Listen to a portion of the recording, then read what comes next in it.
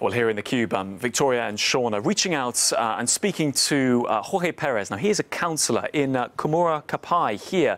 This is a region on the border between Venezuela and Brazil. It's where a lot of indigenous Venezuelans live. And it was here that as forces loyal to Nicolas Maduro tried to move across and close the border to humanitarian aid, that locals here clashed with those forces. And we have reports backed up by Jorge Perez to us on the phone that at least one person was killed. This widely reported by global media, picking up on other sources backing up that claim too. The claim that one person was killed, and this here, the ambulance which responded to those border clashes, with reports that many others, a dozen others, were injured. And interestingly, this incident was immediately picked up by the opposition leader, the man recognised by many Western nations as the interim president, Juan Guaido. He, of course, wanting this humanitarian aid to be let in, wanting the borders to be opened. Well, he called this a crime, saying effectively 12 people injured, one person killed, calling for the safe passage of this aid to be granted. Now, when it comes to Nicolas Maduro, the embattled president, he has made it very clear that this aid will not be allowed in. Let's just show you what this closed border between Venezuela and Brazil looks like. The Venezuelan National Guard sealing off that border to prevent any aid moving across.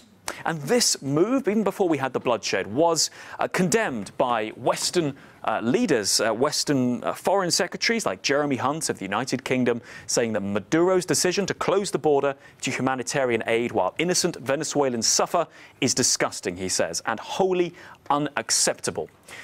It is important to say, though, that while that is the view of many Western nations, China weighed in on the side of Nicolas Maduro, saying that aid should not be forced upon Venezuela. This is what the Chinese had to say.